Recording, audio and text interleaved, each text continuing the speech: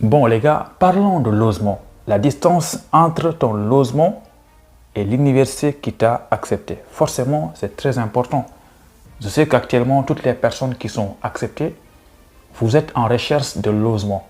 Et souvent, ce qui se passe, c'est que vous galérez en fait à trouver un logement dans la même ville où vous êtes accepté. Donc aujourd'hui, on est là pour que je vous raconte mon cas, mon histoire avec ce problème-là, concernant la distance entre mon logement et l'université qui m'a accepté. Voilà. Donc pour vous expliquer la problématique, c'est quoi? C'est que en fait, quand tu cherches un logement, c'est très compliqué de trouver le logement dans la même ville où tu es accepté. Par exemple, pour les personnes qui sont acceptées à Paris, parfois pour moi c'est plus simple parce qu'il y a beaucoup de personnes à Paris en fait, beaucoup d'étrangers, que ce soit sénégalais, ivoiriens, mais il y a des villes en France parfois, tu peux être accepté par exemple, disons, à Valence. Attention, pas Valence en Espagne, mais il y a une ville en France qui s'appelle Valence. Mais parfois tu connais personne, tu vois, ou bien tu es accepté à Grenoble. Tu connais des gens à Paris, mais tu connais personne à Grenoble. Tu vois, donc c'est ça la problématique. Donc moi, qu'est-ce qui s'est passé? Je rappelle pour les personnes qui viennent d'arriver sur ma chaîne YouTube que vous pouvez vous abonner. Bah ouais, et surtout aimer la vidéo. Qu'est-ce qui s'est passé? C'est qu'en fait, en 2019, je suis accepté à Cluse, à Haute-Savoie. Voilà, donc c'est une ville que personne ne connaît. Mais moi, franchement, quand je faisais mon choix, c'était le hasard quoi. Je ferme mes yeux, je postule, voilà, tu vois, c'est le hasard. Il n'y avait aucun projet en fait de venir à Cluse. Tout ce que je voulais, c'était tu comprends, de quitter Guédiawaye. Voilà. Donc, qu'est-ce qui s'est passé? Je suis accepté à Cluse en fait. Maintenant, il fallait trouver un logement dans la ville de Cluse. Mais mon gars, je vais te dire la vérité, à Cluse, il n'y a pas de logement Crous. Et pire, il y a zéro étudiant sénégalais. Disons, il y a zéro étudiant étranger. Attention, il y a des Sénégalais dans la ville, mais c'est des personnes qui sont nées. En fait, ils se considèrent comme des Français.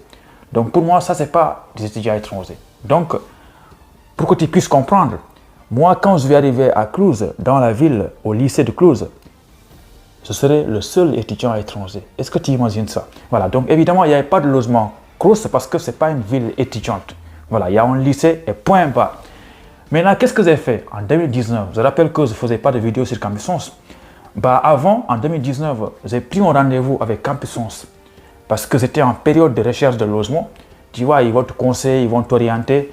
Je viens sur Campus 11, j'ai pris un rendez-vous avec un agent. Tu vois, les agents de Campus 11 avec leur chemise de coloban là.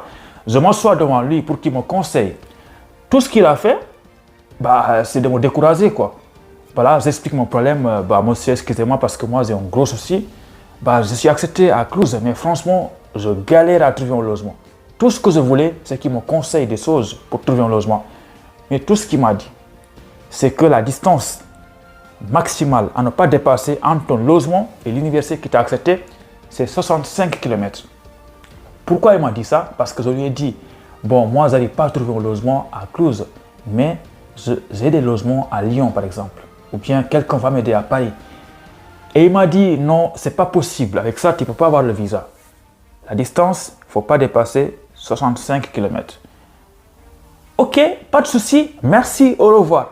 Voilà, je suis sorti et je tape distance Cluse, Lyon. Tu vois, je vois quoi? Mais les gars, plus de 180 km. Vous-même, allez-y, essayez ça, vous allez voir. Et là, je me suis découragé parce que franchement, je continue à chercher. Il m'a conseillé. Je dis, ok, il n'y a pas de souci. Moi, je vais chercher un logement dans la ville où je suis accepté ou bien dans une ville à côté où la distance ne dépasse pas 65 km. Mais les gars, franchement, vous n'allez pas à trouver. Je suis parti même sur Instagram. Je tape Cluse, localisation, je regarde des profils Instagram des gens qui habitent à Cluse ou bien des personnes qui ont pris des photos à Cluse. Je contacte ces personnes-là en privé.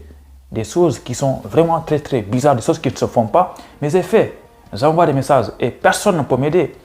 Et c'est logique, tu vois. Donc, qu'est-ce qui s'est passé? Bah, je ne trouve pas de solution. Je contacte tous mes amis en France, personne ne peut m'aider. La seule personne qui a pu m'aider, c'est un logement à Lyon. Et là, je pense qu'elle ne regarde pas la vidéo. Bah, merci quand même, hein, parce que sans toi, aujourd'hui, je serais à Goltapé ou bien à Pékin, je ne sais pas, ou à Kermassa. Voilà. Donc, qu'est-ce qui s'est passé? Je prends un rendez-vous pour la demande de visa. Parce que les gars, je le dis tout le temps, je me répète, mais je préfère aller prendre des risques et déposer mon visa que de rester comme ça et dire non, dans tous les cas, ça ne va pas fonctionner. Non, il faut aller déposer. Et je prends mon logement de Lyon. Je rappelle que Lyon cruise plus de 180 km. Et quand tu prends le train pour aller à Cluse, c'est 2 heures minimum de route. Donc c'est impossible d'être à Lyon, et d'étudier à Cluse, c'est pas possible. Et moi, quand je prends mes documents, j'ai regardé des vidéos sur YouTube, des recherches, et il paraît que tu peux écrire une lettre explicative ou tu peux mentir en plus. Voilà, j'écris ma lettre. Ok, j'ai un logement à Lyon, mais c'est un logement temporaire. Je commence à chercher un logement à Cluse. Dès que j'arrive en France, je ne vais pas rester à Lyon, je vais me casser, je vais aller... Tu vois, j'écris des lettres comme ça, où j'explique, pour faire comprendre au consulat que le logement à Lyon, je ne vais pas rester là-bas, c'est juste pour arriver en France et après je me casse, je vais aller à Cluse, chercher un logement. Voilà, évidemment, c'était des mensonges parce que je n'avais aucune solution. Et qu'est-ce qui se passe? Qu'est-ce qui passe? Bon, allez, rendez-vous visa, j'arrive à l'ambassade, disons à Ouakam, parce qu'au Sénégal, on dépose le visa à Ouakam. Je rappelle une chose que je n'ai pas dit, c'est qu'en fait, j'étais accepté dans un lycée où il y a l'internat. Et là aussi, j'avais fait les démarches avec l'internat pour qu'on m'accepte. Ils m'ont envoyé des fiches que j'ai remplies et je renvoie ça par mail. Tous ces documents-là, je les ai imprimés avec ma lettre explicative. J'arrive le jour de mon rendez-vous, il y avait une dame qui était censée récupérer mes documents pour la demande de visa. Et quand elle a pris tous mes documents, elle regarde tous les documents et elle me redonne quelques documents. Elle m'a dit, monsieur, vous n'avez pas besoin de ces documents-là. Et je regarde ce qu'elle m'a donné. Je vois quoi? Je vois tous les documents en lien avec l'internat. En fait, ça, c'était les documents qui me rassuraient.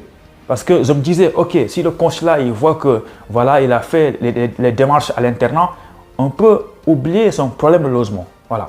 Mais non, ça veut dire que moi, la dame me redonne tous les documents qui prouvent que j'ai fait les démarches avec l'internat. Donc ça, évidemment, ça m'a un peu découragé.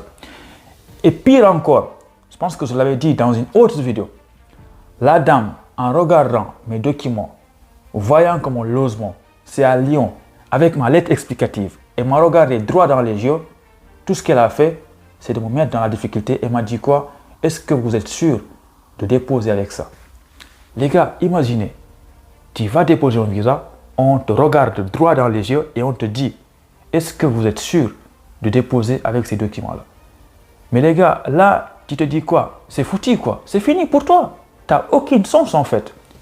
Et là, évidemment, j'ai un peu bugué dans ma tête. J'ai dit, mais qu'est-ce que je vais faire là? Évidemment, je ne vais pas dire non, je vais annuler mon rendez-vous, je vais aller chercher d'autres documents de logement. Parce que rien que ce rendez-vous-là, franchement, ça m'a mis beaucoup de temps. J'ai galéré à trouver un rendez-vous. Évidemment, ce n'est pas le moment de reculer quoi. Et qu'est-ce qui me garantit que si j'annule mon rendez-vous, je vais trouver un autre rendez-vous? Rien. Donc évidemment, je dis, ok, je suis sûr que c'est avec ça que je vais déposer. Bah tant pis quoi. Si je n'ai pas le visa, on s'en bat les couilles, rien à foutre. Tu vois, je dépose mes documents, je me casse, je laisse mon passeport. Tellement que j'ai paniqué, j'ai demandé est-ce que le passeport je le laisse ici ou pas, parce que je ne connaissais absolument rien. Je sors, les gars, ok, je prends le Ndiaga Ndiaye, direction, c'était à Ouakam, je prends le car rapide, direction rond-point Sam pour les connaisseurs, et après on marche à pied jusqu'à Gueule-Tapée, parce que j'habitais à Gueule-Tapée. Et franchement, tout mon trajet là, je pensais qu'à ça, parce que je dis, ok, j'ai dépensé tout mon argent, j'ai tout foutu en l'air, je vais devoir rester encore une fois de plus à l'université Cheikh Anta Diop de Dakar. Évidemment, j'ai rien contre l'université Cheikh Anta Diop, mais moi je voulais sortir de là-bas en fait, parce que j'ai dépensé beaucoup d'argent avec les tickets resto là, tu vois, et ça, j'en avais marre. Donc, qu'est-ce qui s'est passé? Bon, ok, quelques jours après, on m'envoie un message que tout le monde reçoit, que tout le monde a envie de recevoir. Votre passeport est disponible. Venez le récupérer. Et c'était un vendredi. Un vendredi, je reçois le message. Je n'ai pas envie de raconter des bêtises, mais je pense que c'était avant la prière de vendredi. Tu vois, donc là, je ne voulais pas aller automatiquement parce que c'était vers midi, je pense. Parce qu'il y a la prière. Donc, je me suis dit, ok, bon, attends, on va aller faire la prière à 14 h. Après, on mange et on prend la direction de Ouakam avec notre Ndiaga Ndiaye. Voilà. Donc là, on fait la prière le vendredi. Évidemment, franchement, quand je faisais la prière, je pensais plus à mon visa qu'à la prière. franchement, j'ai rien retenu de la prière là. Je ne sais même pas si la prière a été acceptée ou pas. Voilà. Donc je prie, boum, ok, Goltapé, Tchep Djen, Pendabay, avec beaucoup d'huile même. On mange tout ça et on se casse. On va à Wakam pour récupérer notre passeport. Tout en sachant que le visa, on ne l'aura pas. Mais évidemment, il faut aller voir qu'est-ce qui se passe quoi. Il faut aller au moins récupérer ton passeport où c'est marqué refus. Et voilà, je paye trajet Sam Wakam, Diagandiaï, arrivé à Wakam. Qu'est-ce qui m'a découragé? Je viens récupérer mon passeport, je vois qu'il y a vraiment, il y a vraiment beaucoup d'étudiants, des centaines d'étudiants qui sont venus pour la même cause que moi. C'est-à-dire que moi, j'arrive pour récupérer mon passeport et je vois beaucoup d'autres mondes. Toutes ces personnes sont aussi venues pour récupérer un passeport. Et là, ça me décourage parce que je dis, bon non, putain, mais tout le monde ne peut pas avoir le visa là. On est beaucoup là. Là, ça m'a découragé aussi. Et qu'est-ce qui se passe? On attend, on nous appelle en fait. Et moi, ils ont mis beaucoup de temps avant de m'appeler. Moussa Ndiaye, viens. Moussa Ndiaye récupère son passeport avec la tête baissée comme ça. Il l'ouvre même pas. Il y en a qui ouvrent l'enveloppe là et ils ferment, ils sortent, ils se cassent en fait. Tu vois le visa, tu vois qu'ils n'ont pas eu le visa, franchement. Et tout ça, ça m'a fait peur en fait. Et qu'est-ce qui passe ça? Ils m'ont appelé Elibra. Non, ils n'ont pas dit Elibra. Ils m'ont appelé mon nom complet, Elaz Ibrahima. Et les gars, je viens. C'était une dame et un gars. Ils me donnent un truc d'enveloppe comme ça.